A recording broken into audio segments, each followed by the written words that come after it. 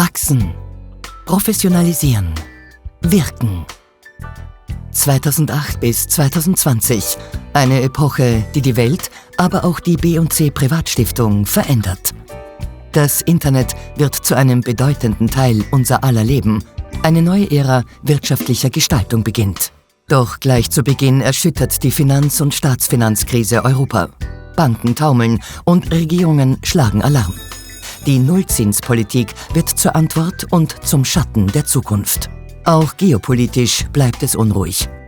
Fukushima, der arabische Frühling, der Brexit, die Flüchtlingsbewegungen bis hin zur Corona-Pandemie, die alles zum Stillstand bringt.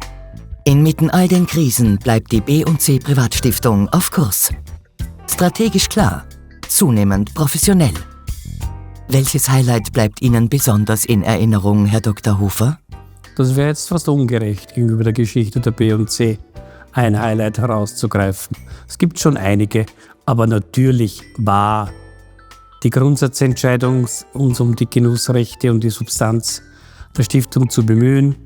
Die Vorbereitung, dann die Durchführung war schon eine sehr spannende. Es musste die Nabelschnur durchtrennt werden, weg von der Bank. Und das war nur mit dieser Stiftungs- und Genussrechtskonstruktion möglich. Mit hohem finanziellem Aufwand und Gegenwind. Der Druck kam von außen und daher wurde das juristisch und wirtschaftlich und persönlich immer wieder von den verschiedensten Akteuren bekämpft. Ja, ich glaube, es war, schon ein wesentlicher Schritt für die B&C sozusagen. Ich würde es jetzt als die Emanzipation und die Ablösung sozusagen und die Rückkäufe der Genussrechte und so weiter zu haben. Dadurch können sie wirklich eigenständig agieren und die Beteiligungen dementsprechend mitentwickeln. Die B&C Privatstiftung begleitet ganz selbstständig österreichische Industrie- und technologiegetriebene Wachstumsunternehmen und tritt dabei verlässlich, vorausschauend und produktiv auf.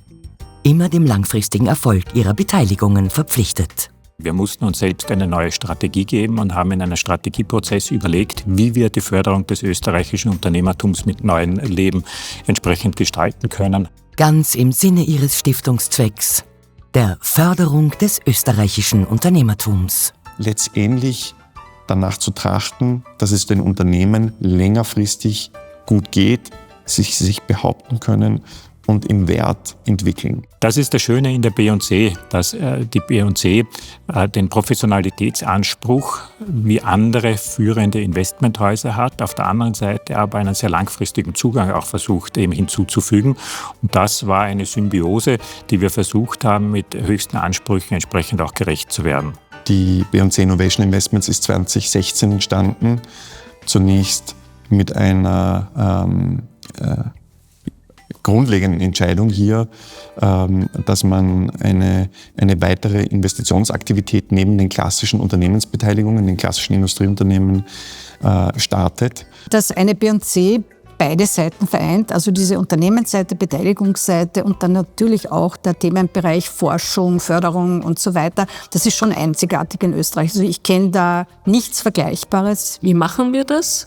Über direkte Förderungen, über Preise wie den Huschka-Preis, über die Mega-Privatstiftung, über eine Initiative mit der WU Explore und über ganz viele Einzelförderungen, die wir mit Universitäten machen, wo wir Habilitationen sponsern, wo wir Arbeiten sponsern, wo wir einfach Forschungsprojekte sponsern, die immer einen Bezug auf das österreichische Unternehmertum haben.